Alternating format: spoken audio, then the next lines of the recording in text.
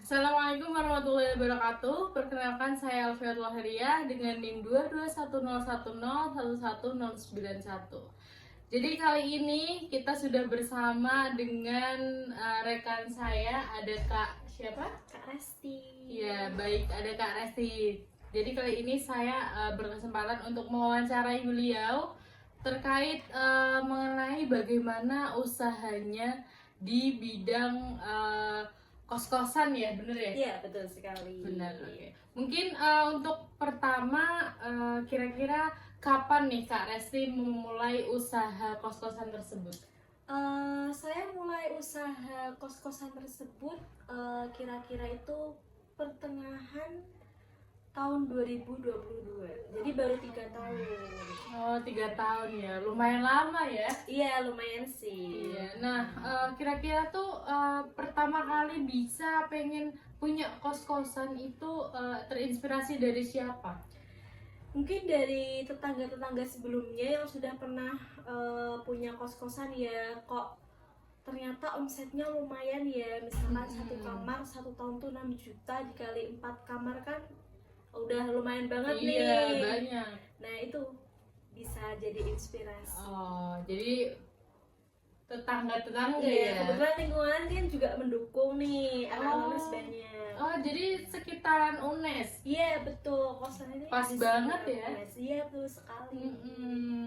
Nah, kira-kira kan biasanya kalau bisnis nih, apalagi udah bertahun-tahun, pasti kan udah menghadapi situasi masalah-masalah gitu ya. Nah, kira-kira boleh nggak sih diceritain masalah apa yang udah pernah dihadapi gitu? Ya mungkin pertama karena di sini ya mungkin pertama ya kadang tuh juga boncos air tuh kadang. Terus yang kedua biaya listrik juga. Kadang juga ada beberapa peralatan dan perlengkapan yang rusak seperti mesin cuci, kan kadang ada yang gak bisa ngoperasiin, tiba-tiba ngoperasiin mesin cuci kan jadi itu juga pernah jebol juga itu. Rusak ya? Ya masih banyak lagi lah yang lainnya. Nah, gitu. Nah, kira-kira dari masalah atau tantangan tersebut itu cara mengatasi atau cara mencari solusi biar masalah itu bisa cepat terselesaikan itu bagaimana? Mungkin kalau untuk mengatasi masalah yang tadi, yang pertama saya akan buat peraturan yang ketat ya. Yang kedua juga dari sayanya juga akan tegas kepada anak-anak kos. Terus yang ketiga nanti misalkan kerusakan itu parah, nanti saya akan membuat denda sesuai dengan barang tersebut yang telah dirusakkan. Apakah masalah itu hanya itu aja atau mungkin ada yang lain? Apa? Mungkin kalau dari masalah dunia bisnis juga ada, yaitu kayak persaingan yang sangat-sangat ketat. Jadi dari orang di luar Gunung Pati ini kan banyak yang beli tanah di daerah UNES ini, membuat kos-kosan langsung 20 pintu itu kan langsung jadi pesaing bagi saya sendiri ya, terutama ya. Jadi itu sih, jadi kamar yang disediakan sama orang yang mau kos tuh masih banyak kamar yang disediakan. Nggak imbang ya? Iya, jadi lebih banyak kamarnya daripada anak kosnya. Terus kira-kira apa nih yang dihadapi selama 3 tahun? Up and down-nya tuh apa selain masalah tadi? Kalau up-nya ya mungkin pas awal-awal 2022, 2023 itu kan masih itu ya habis covid ya, itu naik banget sih, harga kos juga naik alhamdulillah. Jadi itu lumayan dapat banyak nih kak. Jadi daunnya itu pas ini 2025 tuh agak ngedown karena banyak pesaing juga ya di tahun ini dan banyak pula kos-kosan yang baru. Sedangkan punya saya kan udah bangunan agak lama, jadi agak kurang juga peminatnya nih. Jadi gitu. Nah, terus menurut Kak Resti sendiri nih, kira-kira tuh seberapa pentingnya dengan berpikir secara kritis atau kreatif dalam dunia bisnis Kak Resti? Ya menurut saya sih penting banget ya berpikir kritis dalam dunia bisnis, karena kita dalam berbisnis juga membutuhkan inovasi dan kreativitas juga ya. Betul. Supaya usaha kita tuh lebih maju dan tidak kalah saing sama usaha-usaha yang lain. Bener banget, bener banget. Nah, menurut Kak Resti nih, apa hal penting yang harus dimiliki seorang pengusaha untuk bisnisnya sendiri? Menurut saya yang sudah menjalani usaha selama 3 tahun ini ya, jadi seorang pengusaha itu pertama tidak boleh putus asa.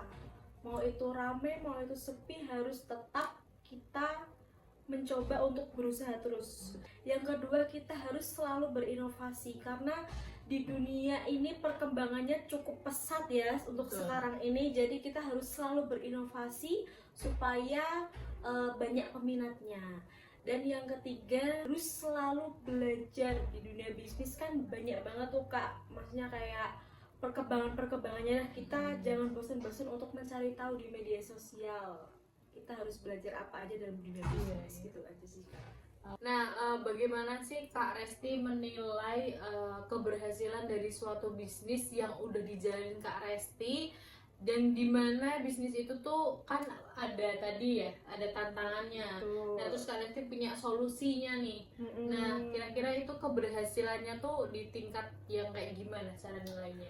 Menurut saya kalau dari bisnis kos-kosan ini ya, tingkat keberhasilannya itu yang pertama, anak-anak kos tuh pada seneng ngekos di sini. Terus yang kedua, kamarnya juga sudah oke, infrastrukturnya penuh juga. Lalu yang ketiga, tidak ada kamar yang kosong dan kamar semua penuh. Itu sudah, menurut saya sudah sangat-sangat berhasil. Dan yang terutama, anak penghuni kos itu menetap sampai lulus. Jadi sampai lulus tuh berarti kita tadi sudah berhasil dalam mengelola kos-kosan. Betul. Jadi bertahan lah ya dari Betul. awal sampai akhir. Karena itu kalau bisa tahan kayak gitu kan berarti artinya anak kos seneng, nyaman Iya, ya sama betul. kos-kosan gitu. Nah, terus untuk Kak Resti ini apakah pernah berpikir untuk menyerah gitu ya kalau ketika di masa-masa bisnisnya tuh lagi down gitu, kira-kira pernah menyerah nggak? Ya pasti pernah lah ya, namanya juga berbisnis tuh pasti pernah banget. Tapi namanya pengusaha yang saya sebutkan tadi, kita harus terus maju dan tetap semangat. Namanya hidup tuh pasti ada aja naik turunnya ya Kak Iya, ya, betul betul. sekali. Jadi kita harus tetap semangat dan harus tetap maju karena di dunia ini selalu butuh uang, uang dan uang. Jadi kita harus tetap berusaha dan tetap semangat. Betul, betul. Mungkin itu aja sih Kak yang aku tanyain. Nah, teman-teman, jadi itu sangat-sangat luar biasa ya. Ini Kak Resti ini mengelola usahanya selama kurang lebih 3 tahun. Ini tuh bisa jadiin pelajaran, bisa jadiin pengalaman buat kalian. Nah, kalau mau terjun di dunia bisnis itu memang harus ada pondasi-pondasinya dulu. Jangan lupa belajar, jangan lupa buat tetap berpikir kreatif dan kritis ya untuk menghadapi masalah atau apapun itu. Oke, mungkin cukup gitu aja sih Kak Resti. Terima iya. kasih atas kesempatannya. Terima kasih teman-teman semua. Assalamualaikum warahmatullahi wabarakatuh.